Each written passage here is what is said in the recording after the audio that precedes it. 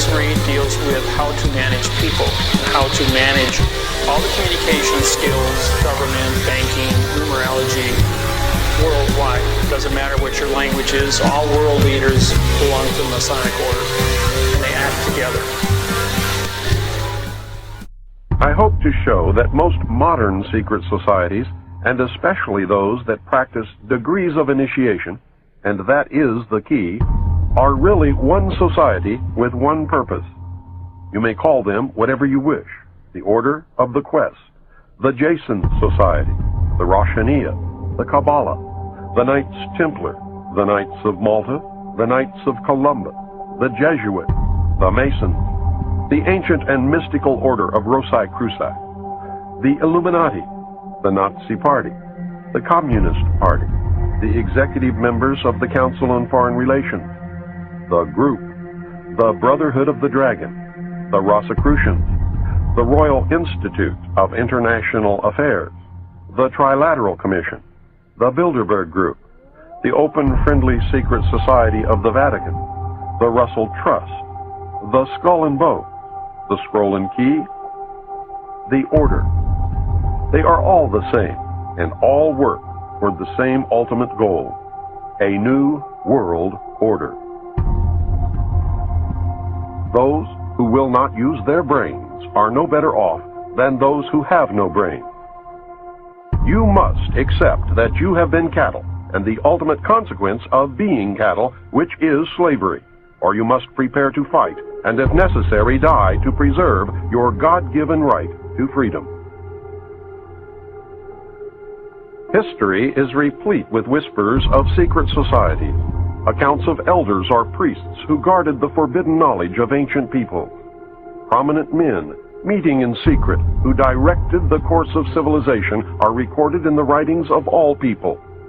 The oldest is the Brotherhood of the Snake, also called the Brotherhood of the Dragon, and it still exists under many different names.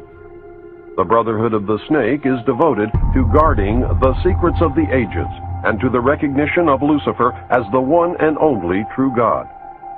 If you do not believe in God, Lucifer, or Satan, you must understand that there are great masses of people who do. I do not believe in racism, but millions do, and their beliefs and actions based upon those beliefs will affect me. It is clear that religion has always played a significant role in the course of these organizations. Communication with a higher source, often divine, is a familiar claim in all but a few. The secrets of these groups are thought to be so profound that only a chosen, well-educated few are able to understand and use them. These men use their special knowledge for the benefit of all mankind. At least, that is what they claim. But how are we to know, since their knowledge and actions have been secret? Fortunately, some of it has become public knowledge. Secret societies mirror many facets of ordinary life. There is always an exclusivity of membership, with the resultant importance attached to being or becoming a member. This is found in all human endeavors, even those which are not secret, such as football teams or country clubs. This exclusivity of membership is actually one of the secret society's most powerful weapons. There is the use of signs, passwords, and other tools. These have always performed valuable functions in man's organizations everywhere. The stated reason, almost always different from the real reason for the society's existence, is important. It can be anything, but is usually fraternal and is found in all pressure groups wherever people congregate. The most potent tool of any secret society is the ritual and myth surrounding initiation. These special binding ceremonies have very deep meaning for the participants. Initiation performs several functions which make up the heart and soul of any true secret society. Like boot camp, the initiation into the armed forces, important aspects of human thought that are universally compelling are merged to train and maintain the efforts of a group of people to operate in a certain direction. Initiation bonds the members together in mysticism. Neophytes gain knowledge of a secret, giving them special status. The ancient meaning of neophyte is planted anew or reborn. A higher initiation is, in reality, a promotion inspiring loyalty and the desire to move up to the next rung. The goals of the society are reinforced, causing the initiated to act toward those goals in everyday life. That brings about a change in the political and social action of the member. The change is always in the best interest of the goals of the leaders of the secret society. The leaders are called adepts. This can best be illustrated by the soldier trained to follow orders without thinking. The result is often the wounding or death of the soldier for the realization of the commander's goal, which may or may not be good for the overall community. Initiation is a means of rewarding ambitious men who can be trusted. You will notice that the higher the degree of initiation, the fewer the members who possess the degree. This is not because the other members are not ambitious, but because a process of very careful selection is being conducted. A point is reached where no effort is good enough without a pull up by the higher members. Most members never proceed beyond this point and never learn the real secret purpose of the group. The frozen member from that point on serves only as a part of the political power base, as indeed he has always done. You may have guessed by now that initiation is a way to determine who can and cannot be trusted. A method of deciding exactly who is to become an adept may be decided during initiation by asking the candidate to spit upon the Christian cross. If the candidate refuses, the members congratulate him and tell him, "You have made the right choice, as a true adept would never do such a terrible thing." The newly initiated might find it disconcerting, however, that he or she never advances any higher. If instead the candidate spits upon the cross, he or she has demonstrated a knowledge of one of the mysteries and soon will find him or herself a candidate for the next higher level. The mystery is that religion is but a tool to control the masses. Knowledge or wisdom is their only God, through which man himself will become God. Man's desire to be one of the elect is something that no power on earth has been able to lessen, let alone destroy. It is one of the secrets of secret society. It is what gives them a political base and lots of clout. Members often vote the same and give each other preference in daily business, legal, and social activities. It is the deepest desire of many to be able to say, "I belong to the elect." The first secret that one must know to even begin to understand the mysteries is that their members believe that there are but few truly mature minds in the world. They believe that those minds belong exclusively to them. The philosophy that follows is the classic secret society view of humanity. When a person of strong intellect is confronted with a problem which calls for the use of reasoning faculties, they keep their poise and attempt to reach a solution by garnering facts bearing upon the question. On the other hand, those who are immature when confronted by the same problem are overwhelmed. While the former may be said to be qualified to solve the mystery of their own destiny, the latter must be led like a bunch of animals and taught in the simplest language. Like sheep, they are totally dependent upon the shepherd. The able intellect is taught the mysteries and the esoteric spiritual truths. The masses are taught the literal, exoteric interpretations. While the masses worship the five senses, the select few observe, recognizing in the gulf between them the symbolic concretions of great abstract truth. The elect are given knowledge of the mysteries and are illumined, and are thus known as the Illuminati, or the Illuminated One, the guardians of the secrets of the ages. Three early secret societies that can be directly connected to a modern descendant are the cults of Roshaniya, Mithras, and their counterpart, the Builder. They have many things in common with the Freemasons of today, as well as with many other branches of the Illuminati.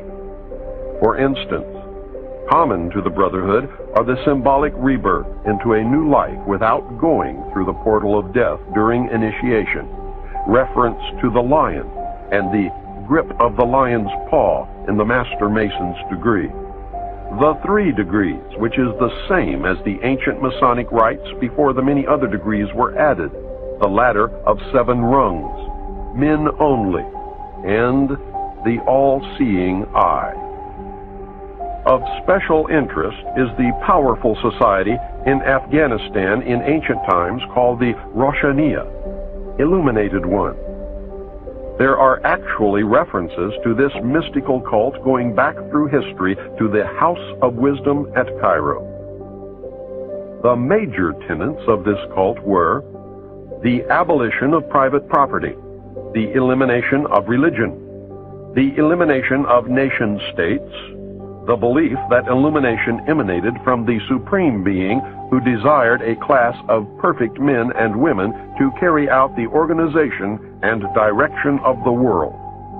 Belief in a plan to reshape the social system of the world by first taking control of individual countries one by one, and the belief that after reaching the 4th degree, one could communicate directly with the unknown supervisors who had imparted knowledge to initiates throughout the ages. Wise men will again recognize the Brotherhood. Can you hear the echo of the Nazi Party, the Communist Party, the extreme right and the extreme left?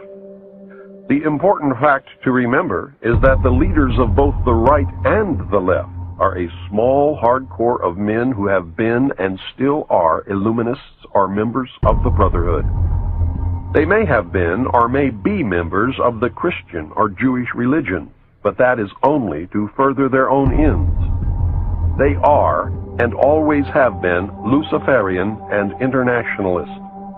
They give allegiance to no particular nation, although they have used, on occasion, nationalism to further their causes. Their only concern is to gain greater economic and political power. The ultimate objective of the leaders of both groups is identical.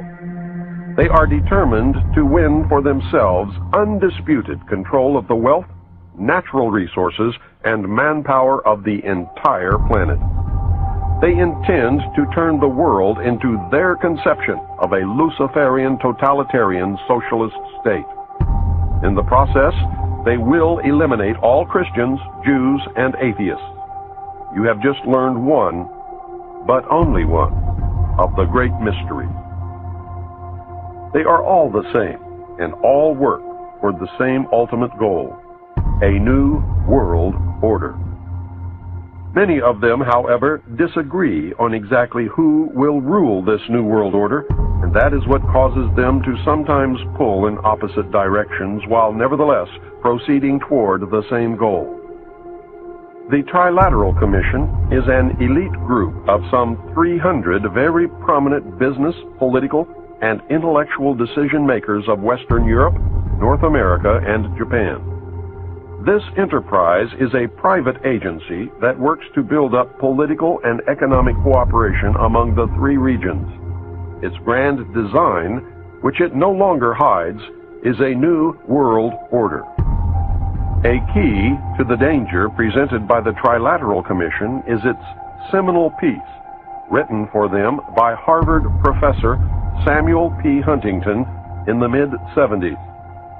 In the paper, Professor Huntington recommended that democracy and economic development be discarded as outdated ideas. He wrote the following as co-author of the book Crises in Democracy. we have come to recognize that there are potential desirable limits to economic growth. There are also potentially desirable limits to the indefinite extension of political democracy. A government which lacks authority will have little ability short of cataclysmic crises to impose on its people the sacrifices which may be necessary. Look at the Council on Foreign Relations.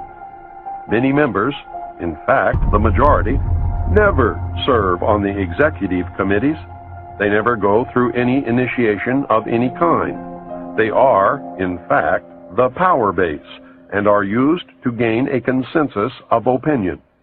The majority are not really members, but are made to feel as if they are. In reality, they are being used and are unwilling or unable to understand. The Executive Committee is an inner core of intimate associates, members of a secret society called the Order of the Quest, also known as the Jason Society, devoted to a common purpose. The members are an outer circle on whom the inner core acts by personal persuasion, patronage, and social pressure. That is how they bought Henry Kissinger. Rockefeller gave Kissinger a grant of $50,000 in the early 50s, a fortune in those days, and made dear old Henry a member of the CFR. Anyone in the outer circle who does not toe the mark is summarily expelled, and the lesson is not lost on those who remain. Do you remember the human desire to be a member of the elect? That is the principle at work. The Council on Foreign Relations has been the foremost plank of America's foreign policy establishment for more than half a century. The Council on Foreign Relations is a private organization of business executives, scholars, and political leaders that studies global problems and plays a key role in developing United States foreign policy. The CFR is one of the most powerful semi-official groups concerned with America's role in international affairs. It is controlled by an elect group of men recruited from the Skull and Bones and the Scroll and Key societies of Harvard and Yale, which are both chapters of a secret branch of the Illuminati known as Chapter 322 of the Order. The members of the Order make up the Executive Committee of the Council on Foreign Relations after undergoing initiation into the Order of the Quest, also known as the Jason Society. The Council on Foreign Relations is an offshoot sister organization to the British Royal Institute of International Affairs. Their goal is a new world order. Although it existed as a dinner club in New York, it did not take on its present power until 1921, when it merged with the Royal Institute of International Affairs and received its financial base from J.P. Morgan, the Carnegie Endowment, the Rockefeller family, and other Wall Street banking interests. The Council on Foreign Relations controls our government. Through the years, its members have infiltrated the entire executive branch, State Department, Justice Department, Central Intelligence Agency, and the top ranks of the military. Every director of the Central Intelligence Agency has been a member of the CFR. Most presidents since Roosevelt have been members. The members of the CFR dominate ownership of the press, and most, if not all, of America's top journalists are members. The CFR does not conform to government policy. The government conforms to CFR policy. I read top-secret documents while with Naval Intelligence that stated that President Eisenhower had appointed 6 of the Executive Committee members of the CFR to sit on the panel called Majesty 12, also known as Majority 12 for security reasons. Majesty 12 is the secret group that is supposed to control extraterrestrial information and projects. The document stated that Eisenhower had also appointed 6 members from the executive branch of government who were also members of the CFR. The total membership of Majesty 12 was 19, including Dr. Edward Teller and the 6 members from the Jason Scientific Group. Again, whether this is true or disinformation depends solely upon the existence of aliens. The CFR is a secret society in that it forbids the taking of notes or the publishing of minutes of its meetings. Any member who divulges the subject or any part of any conversation or talk that took place during a meeting is terminated. The goal of the Council on Foreign Relations is a new world order. Remember, never worship a leader.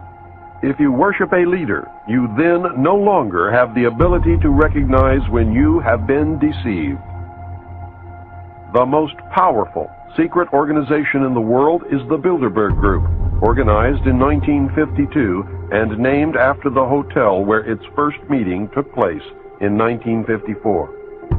The man who organized the Bilderberg Group, Prince Bernhard of the Netherlands, has the power to veto the Vatican's choice of any pope it selects. Prince Bernhard has this veto power because his family, the Habsburgs, are descended from the Roman emperors. Prince Bernhard is the leader of the Black family. He claims descent from the House of David and thus can truly say that he is related to Jesus. Prince Bernhard, with the help of the CIA, brought the hidden ruling body of the Illuminati into public knowledge as the Bilderberg Group. This is the official alliance that makes up the world governing body. The core of the organization is 3 committees made up of 13 members each. Thus, the heart of the Bilderberg Group consists of 39 total members of the Illuminati. The 3 committees are made up exclusively of members of all the different secret groups that make up the Illuminati, the Freemasons, the Vatican, and the Black nobility. This committee works year-round in offices in Switzerland.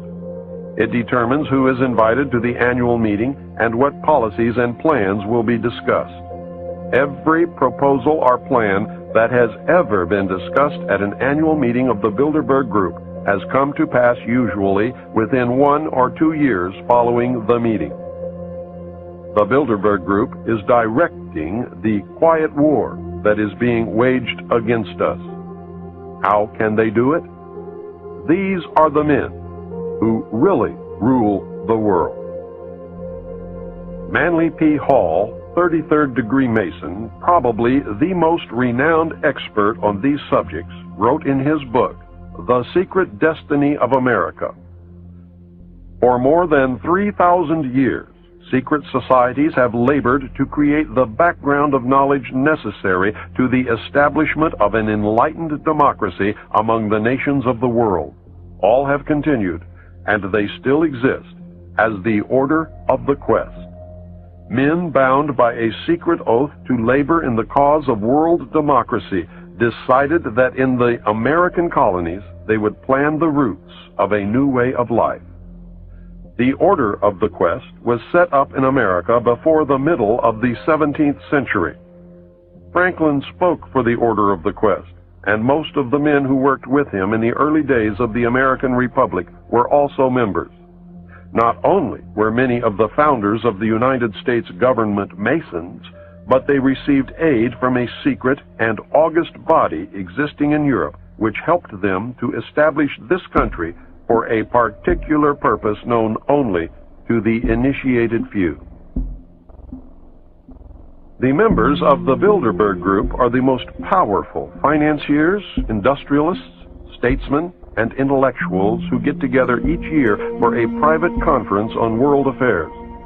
The meetings provide an informal, off-the-record opportunity for international leaders to mingle and are notorious for the cloak of secrecy they are held under.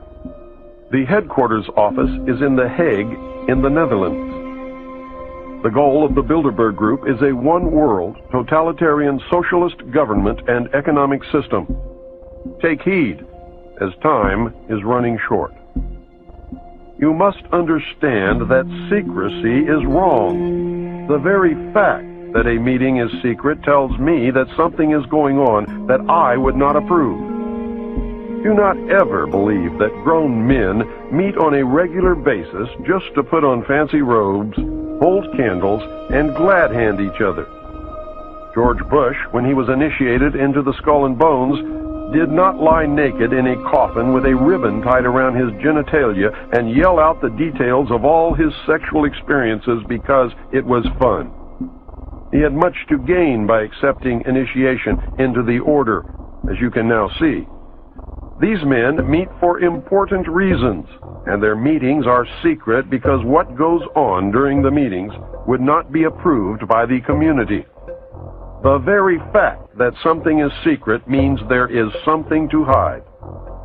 Is the common man really as stupid as the elite seem to believe? If he is, then maybe the average citizen is better off ignorant, being manipulated this way and that whenever the elite deem it necessary. We will discover the answer very quickly when the common man finds that his e-ticket to Fantasyland has just expired. I hope I have shown you the role of secret societies and groups within the world power structure. I hope you can see how these groups gain and keep power. You should have some understanding of how, operating in secrecy and infiltrating every level of government and vital industry, including the press, the elect manipulate the people and nations of the world toward any direction desired. I hope you caught on to the fact that the secret power structure is toward a totalitarian socialist state or fascism. It is not the Nazis, as they were a product of this power structure. It is not the Jews, although some very wealthy Jews are involved. It is not the communists, as they fit the same category as the Nazis.